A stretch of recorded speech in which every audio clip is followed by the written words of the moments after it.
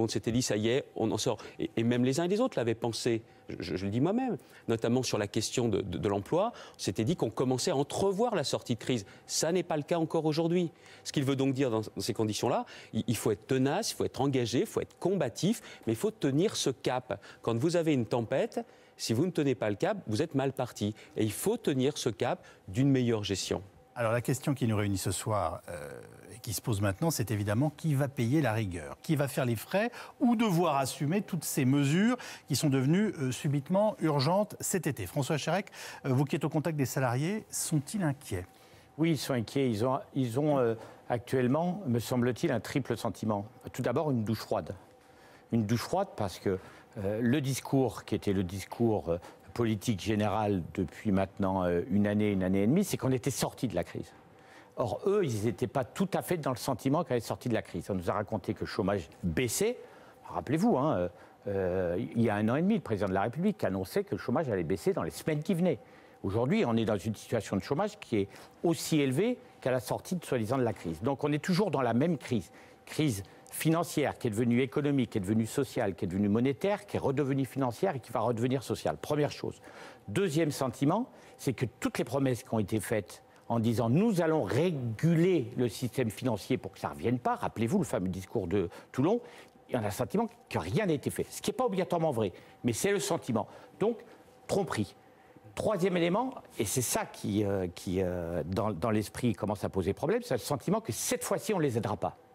Cette fois-ci, on ne les aidera pas. Et le signe qui amène ça, c'est qu'à l'appel des chefs d'entreprise, des personnes fortunées qui disent « il faut faire un effort pour les plus fortunés », il y a une réponse qui est à minima, c'est-à-dire 200 millions, qui est montrée, on fait quelque chose de symbolique, mais c'est vous qui payerez. Et là, je voudrais dire à Xavier Bertrand, si vous vous souvenez, je ne sais pas si vous étiez encore ministre du Travail, en 2009, premier sommet social, j'appelle aujourd'hui un sommet social pour essayer de trouver des solutions. J'avais proposé 2 choses. Un plan d'accompagnement des salariés pendant la crise, où on a obtenu des choses, mais j'avais dit au président de la République ce jour-là, « Monsieur le Président, nous rentrons dans une crise longue, il faut que vous preniez tout de suite une mesure de solidarité avec les plus hauts revenus, passez un pacte avec eux, dites-leur on supprime le bouclier fiscal et on crée une tranche d'imposition supplémentaire parce qu'il va y avoir de la solidarité. » À l'époque, il s'est moqué de moi. À l'époque, il s'est moqué de moi. À l'époque, il s'est dit, c'est pas possible, c'est dans la Constitution allemande, imaginez-vous. On s'est rendu compte après que c'était faux. Mais si ce jour-là, le président de la République avait pris la décision de dire, on soutient les salariés, on soutient les personnes qui sont en difficulté, mais on fait un pacte avec les plus riches, nous ne serions pas dans la situation d'aujourd'hui. Nous avions la possibilité de faire, et aujourd'hui, les salariés ont le sentiment qu'on ne les aidera pas. Du coup, je vous pose la question, Jean-Pierre Levade. Dans le plan Fillon, la contribution des plus riches vous paraît-elle suffisante? Je rappelle que vous avez signé l'appel publié par le Nouvel Observateur pour demander à être taxé davantage. Pas du tout. Je dirais d'ailleurs 2 choses sur ce plan. Premièrement, il ne me paraît pas du tout à la hauteur des enjeux, globalement. C'est du rafistolage.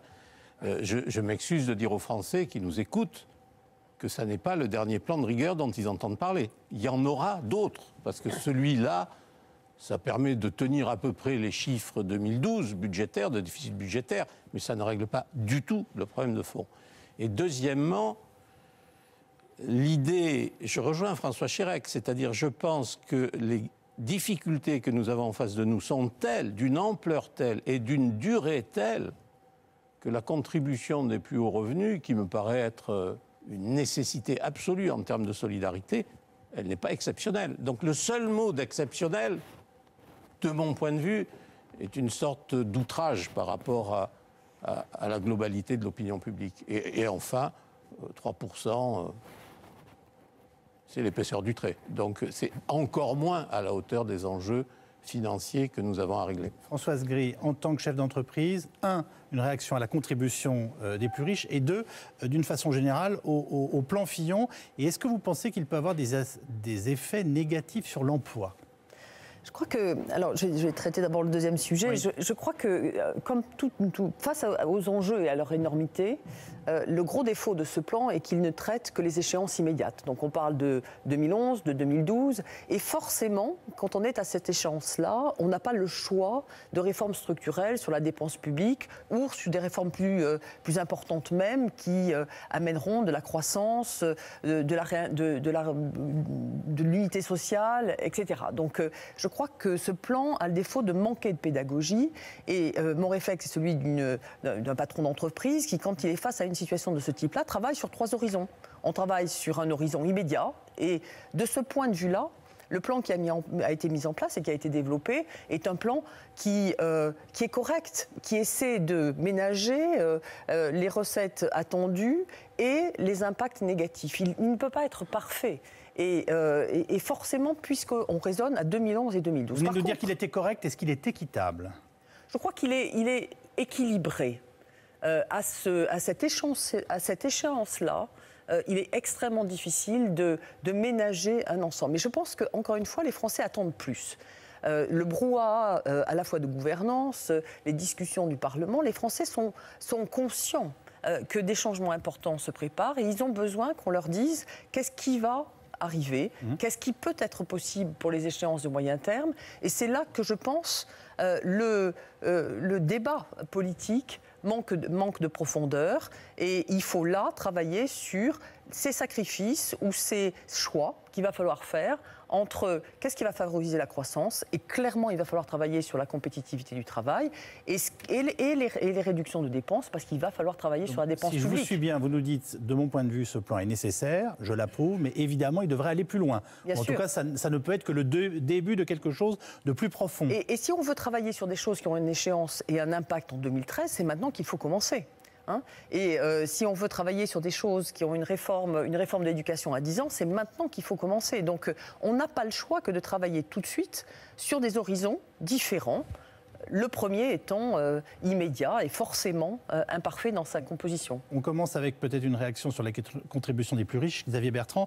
Puisqu'il vous le demande, Jean-Pierre Levade, et puisqu'il n'est pas le seul, et que demain matin, les Échos publient un entretien avec le président de l'Assemblée, Bernard Accoyer, qui veut taxer les hauts revenus à partir de 250 000 euros et non plus à partir de 500 000, est-ce que vous diriez oui, on peut aller plus loin ?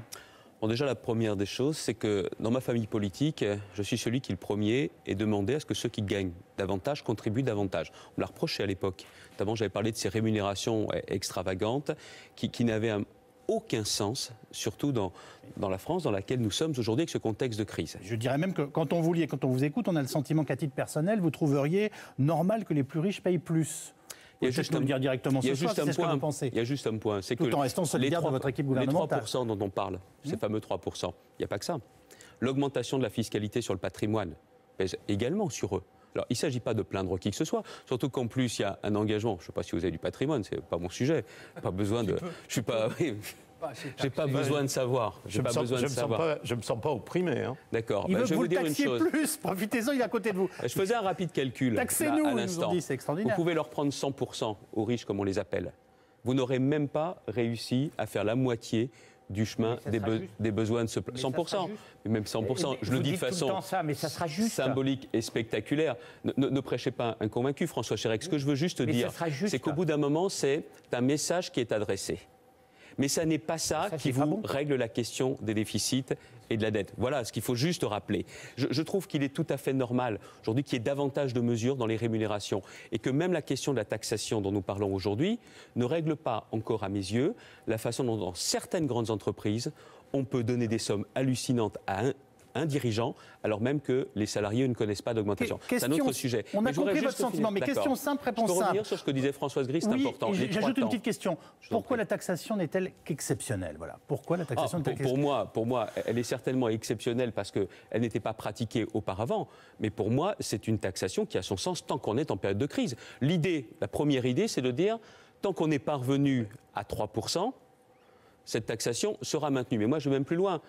il nous faut dans notre pays, donc, et je suis bien membre de l'UMP, je suis bien membre de l'UMP, je vous dis, il faudra dans les années qui viennent, à mon sens, une réforme fiscale d'ampleur. Si vous voulez de la justice, et je crois qu'elle est indispensable, ce que nous faisons aujourd'hui est nécessaire à court terme, mais il nous faudra une réforme fiscale d'ensemble.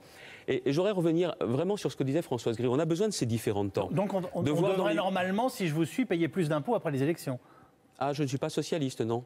Arnaud Montebourg, vous aurez certainement dit ça. Je ne le crois pas. Je vais lui poser la question. Je ne le crois pas. Là, pour l'instant, c'est à vous que je la pose. Non, parce que je vais vous dire. La situation aujourd'hui est simple. Soit vous avez davantage de prélèvements, soit vous baissez le niveau des dépenses. Le problème de la France, c'est que vous avez déjà un niveau de prélèvement qui est largement supérieur aux autres pays européens, l'un des plus importants au monde. Et je pense que ces statistiques-là ne sont pas de droite ou de gauche, ne sont pas gouvernementales ou d'autres sources. Et que, en revanche, nous avons besoin de réduire davantage nos dépenses, État, sécurité sociale et aussi collectivités locales, et de ne pas augmenter les impôts. Je préfère qu'on laisse de l'argent dans la poche des entreprises pour qu'elles investissent pour l'emploi. Je préfère qu'on laisse de l'argent dans la poche des ménages pour qu'ils consomment, plutôt que d'augmenter les prélèvements. Voilà cette différence. Je vois que vous êtes impatient, mais j'aurais juste à revenir sur ce point. Il y a cette action, c'est vrai, qui est de court terme, 8 mois, 1 an. D'ici l'élection présidentielle, parce que ce grand débat, on l'aura au moment de l'élection présidentielle. Quel choix voulons-nous faire? Est-ce que ce sont des augmentations d'impôts massives, ce que propose notamment la gauche, ou est-ce que c'est une politique plus équilibrée, avec des réductions de dépenses, de déficit, en veillant à ne pas casser la dynamique de la croissance? Si vous augmentez les impôts, vous créez de la récession. Et moi, j'ai besoin notamment de garder de la croissance pour faire reculer le chômage. Et puis aussi, c'est quelle France voulons-nous à 10 ans? Et ce sont ces 3 temps-là, maintenant, la présidentielle. Et en définitive, ce calendrier sur cette décennie, pour ce que nous voulons de la France, qui va être l'occasion de ce grand rendez-vous de pédagogie. Mais c'est quand même compliqué de faire de la pédagogie aujourd'hui, quand partout on entend, excusez-moi, partout on entend ce qui se passe en Europe. Rigueur, austérité, alors que les choix français, c'est justement pour ne pas créer de l'austérité ou de la récession. On n'a pas baissé les salaires des fonctionnaires, on n'a pas baissé les pensions, on ne les a pas gelés. Alors que la rigueur ne fera pas plaisir à tout le monde et qu'il y a toujours un moment où on prend des mesures tous les autres pays qui pour certains sont une sanction. Le Portugal, la Grèce, ils ont baissé tout cela. Et c'est aussi pour ça qu'ils sont dans une situation de récession. Je veux de la croissance. On ne peut pas dire que la France est dans une situation moins grave que la Grèce. Et puis dire, regardez, on n'a pas été aussi dur que la Grèce. Mais on utilise les mêmes mots, François Chérec. Oui, mais les fonctionnaires qui vous entendent savent que leur salaire, leur indice, le niveau de leur indice est bloqué pour l'année 2012 et l'année 2013. Les fonctionnaires savent qu'on supprime encore plusieurs dizaines de milliers d'emplois dans la fonction publique. Donc tout ça, ça se rajoute à ce que vous avez dit. Alors certes, la rigueur ou la contrainte qui est mise en France, elle n'est pas du niveau de ce qui est mis à la Grèce. Heureusement, on n'est pas dans le même niveau. Mais les mesures que vous avez en place sont injustes. J'en prends quand même quelques-unes. Élément. Oui, une. Eh ben, oui, mais une qui est un élément essentiel. Peut-être nous parler des mutuelles. Eh ben oui, justement. Mais c'est un élément. Mais il y en a 2 là-dessus. Il y a les mutuelles et la CG. Les 2. Les mutuelles et la CG. Les mutuelles, c'est quand même 1,5 milliard. C'est 6 fois plus que la taxation pour les hauts revenus. 6 fois plus.